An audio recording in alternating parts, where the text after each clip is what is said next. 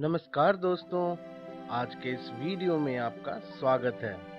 आज के इस वीडियो में हम भिन्न भाग 1 के बारे में पढ़ने वाले हैं। आज हम सबसे पहले भिन्न की भूमिका के बारे में जानेंगे, उसके बाद भिन्नों के प्रकार के बारे में जानेंगे और अंतिम में हम भिन्नों की तुलना करना सीखेंगे। तो आइए भिन्नों की भूमिका के बारे में जानें। सबसे पहले मैंने एक सेब लिया। अगर मैं इस सेब को 4 भाग में काट देता हूँ और मैं आपको एक भाग देता हूँ, तो क्या आप कह सकते हैं कि आपके पास पूरा एक सेब है? नहीं ना। तो हम क्या कहेंगे, हमारे पास कितना सेब है? यह बताने के लिए ही हम भिन्न का प्रयोग करते हैं। भिन्न के 2 भाग होते हैं। 2 भाग में पहले हम यह देखते हैं कि किसी पूरे एक भाग का हमने कितने भाग किए हैं। यहाँ आप देख सकते हैं हमारे पास 4 भाग थे, तो हमने उसके बाद नीचे में 4 लिख दिया। इन 4 भागों में से हमने आपको एक भाग दिया, तो हम ऊपर में 1 लिख देंगे। तो हम कह सकते हैं पूरे एक सेब का हमारे पास 1/4 या फिर 1/4 सेब है। इसी प्रकार नीचे वाली लिखने वाली संख्या को हम हर कहते हैं व ऊपर में लिखने वाली संख्या को हम अंश कहते हैं, और अंश व हर के प्रयोग कर हम भिन्न को लिख सकते हैं। आइए अब हम भिन्नों के प्रकार के बारे में जानें।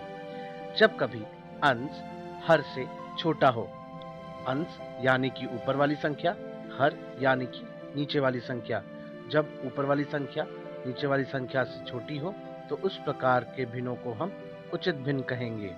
ठीक इसी प्रकार जब अंश हर से बड़ा हो, अंश यानी कि ऊपर वाली संख्या, हर यानी कि नीचे वाली संख्या, ऐसे भिन्नों को हम विषम भिन्न कहेंगे। आइए अब हम मिश्र भिन्न को जानें। मिश्र भिन्न वही भिन्न होता है जिसे हम विषम भिन्न से बनाते हैं। अब इसे समझने के लिए मैं यहाँ पे 3 सेब लेता हूँ और इन तीनों सेब को मैं 4-4 भागों में काट देता हूँ। अब आप बताइए हमारे पास कितने सेब हो गए, या फिर हम पूछें तो हमारे पास कुल बराबर कितने भाग हैं? तो हमारे पास कुल 12 भाग हैं। अब मैं यहाँ पे नीचे यानी कि हर में 4 लिखूंगा, क्योंकि हर एक भाग को 4 भाग में काटा गया है, और 3 सेबों के कारण हमारे पास कुल 12 भाग हैं। इन 12 भाग में से अगर मैं आपको 9 भाग दे दूं, तो हम अंश में क्या लिखेंगे? जी हाँ, 9, क्योंकि हमारे पास 9 भाग हैं। अब जैसा कि आप देख सकते हैं, पहले 4 भाग को जोड़कर हम एक पूरा सेब बना सकते हैं। इसी प्रकार अगले 4 भागों को जोड़कर हम दूसरा सेब बना सकते हैं, और अंतिम में हमारे पास एक भाग बच जाता है। तब इसे हम कुछ इस प्रकार लिख सकते हैं कि पहले 4 और अगले 4 को जोड़कर हमने बनाया पूरे 2 सेब, और हर सेब को हमने 4 भागों में काटा था, इसलिए हम हर में लिखेंगे 4। वह हमारे पास बच गया था एक भाग, तो हमने अंश में लिख दिया 1। तो 9/4 जो कि एक विषम भिन्न है, उसे हमने 2 पूर्ण व 1/4 यानी कि एक मिश्र भिन्न में लिख लिया। आइए अब हम अगले प्रकार की तरफ बढ़ते हैं। 9/4 के अंश व हर को अगर दोनों को हम 2 से गुना करें, तो हमारे पास जो फल प्राप्त होता है वह 18/8 होगा।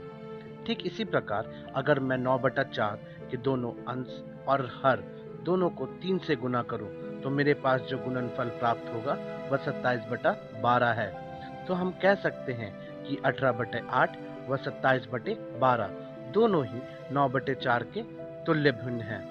आइए अब हम आगे बढ़ें। अगर मेरे पास एक भिन्न 27/12 है और मैं इसके अंश व हर दोनों को ही 3 से इनका विभाजन करूं, तो जो मुझे भिन्न प्राप्त होगा वह 9/4 होगा।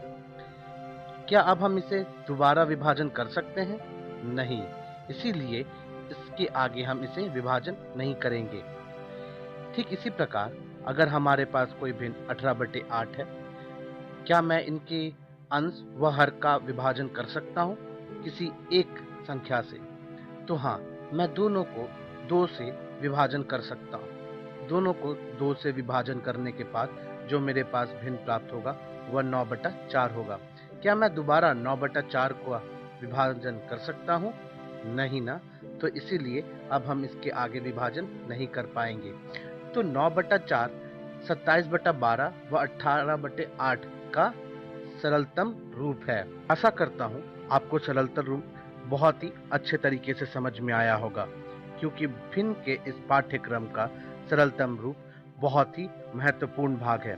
आइए अब हम भिन्नों की तुलना करना सीखें। मान लेता हूँ मैंने एक सेब को 4 भाग में काटा व दूसरे सेब को 2 भाग में काटा। दोनों ही सेबों में से मैं आपको एक भाग दूं, तो यह भाग पूरे एक सेब के कितने अंश हैं? पहला जो है वह पूरे एक सेब का 1/4 है व दूसरा पूरे एक सेब का आधा है। यहाँ पर हम चित्र देख यह बता सकते हैं कि कौन सा भाग यानी कि कौन सा भिन्न बड़ा है व कौन सा भिन्न छोटा है। लेकिन अगर मैं आपको सिर्फ संख्याओं में भिन्न दूं, तो क्या आप यहाँ बता सकते हैं कि यहाँ पे कौन सा भिन्न बड़ा है व कौन सा भिन्न छोटा है? नहीं ना। आइए ये सीखते हैं कि हम कैसे पता लगाते हैं। यह पता लगाने के लिए सबसे पहले दोनों भिन्नों के हर बराबर होने चाहिए। अब हम इनसे बराबर कैसे करेंगे? इन्हें बराबर करने के लिए हम यह देखेंगे कि वह कौन सी संख्या है जो दोनों ही हरों के पहाड़ों में आती है।